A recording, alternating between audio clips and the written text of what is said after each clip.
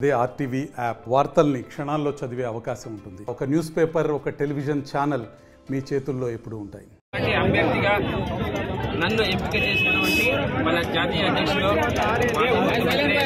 నారా చంద్రబాబు నాయుడు గారికి, జాతీయ ప్రధాన కార్యదర్శి నారా లోకేష్ బాబు గారికి, అలాగే రాష్ట్ర అధ్యక్షులు అచ్చెన్నాయుడు గారికి, మన జిల్లా అధ్యక్షులు పీకే పార్థసారథి అన్న గారికి, అలాగే మడకశిర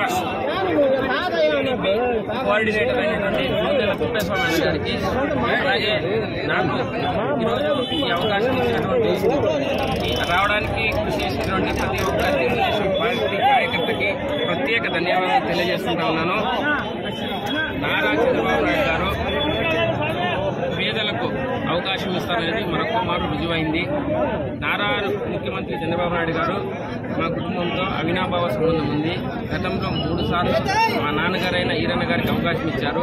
ఈసారి యువకులకు అవకాశం ఇవ్వాలనే ఉద్దేశంతో 40% యువకులకు ఇవ్వాలనే ఉద్దేశంతో యంగర్ జనరేషన్ మళ్ళీ నాయకత్వం టీడీపీ అనేది కొత్త నాయకులు తయారు చేసినటువంటి ఫ్యాక్టరీ.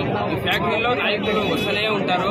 ఆ పద్ధతిలో వచ్చినటువంటి వాడిని నేనే ప్రత్యేక సాక్షిని.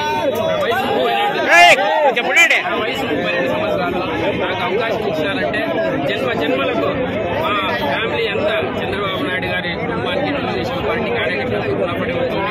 అలాగే తెలుగుదేశం పార్టీ అధ్యక్షుడిగా నారా చంద్రబాబు నాయుడు గారు మా మీద ఉంచినటువంటి నమ్మకాన్ని ఖచ్చితంగా గెలిపిస్తూ నియోజకవర్గంతో అత్యధిక మెజారిటీతో గెలిపిస్తాం. అలాగే మా కూటమిలో తెలుగుదేశం పార్టీ, జనసేన కూటమి ఇద్దరూ కలిసి పనిచేస్తూ ఉన్నారు. పవన్ కళ్యాణ్ గారు కూడా తెలుగుదేశం పార్టీ క్లిష్ట సమయంలో మద్దతు ఇచ్చి ఆదుకున్నారు. అలాగే జన సైనికులు ఇక్కడికి వచ్చినటువంటి ప్రతి జన సైనికులు వాళ్ళు కూడా చాలా మద్దతు ఇస్తూ ఉన్నారు. ఇంటింటా ప్రచారం సూపర్ 6 పథకంలో భాగంగా వాళ్ళు కూడా మాతో పాటు వచ్చి ప్రచారం స్టార్ట్ చేశారు.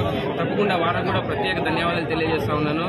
మనమందరం తెలుగుదేశం పార్టీ కార్యకర్తలు, జన సైనికులు అందరూ ఇంటింటికి వెళ్లి ఈ సూపర్ 6 పథకాలు, బాబు షూటీ, భవిష్యత్ గ్యారెంటీతో పాటు తెలుగుదేశం పార్టీ, జనసేన ప్రభుత్వం వచ్చేలా కృషి చేస్తే ఖచ్చితంగా మడకశిర నియోజకవర్గం నుంచి నేను అత్యధిక మెజారిటీగా గెలుస్తున్నానని ఈ సందర్భంగా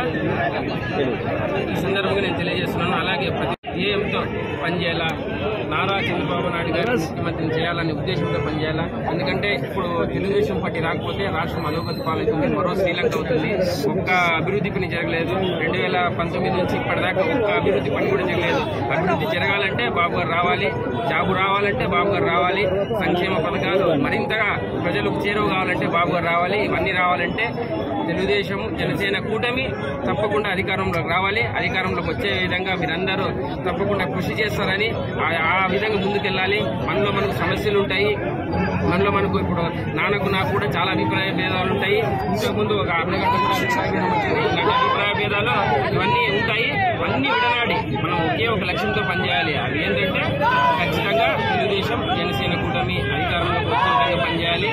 మాకు ఎటువంటి వర్గాలు లేవు. మేమందరం వర్గమే, ఆ వర్గం ఈ వర్గం అని లేదు. అందరికీ ఆహ్వానం చేస్తున్నాం. మేము వెళ్ళి ఇంటింటికి వచ్చి కలుస్తాము. మనం అందరం కలిసి చేద్దాం.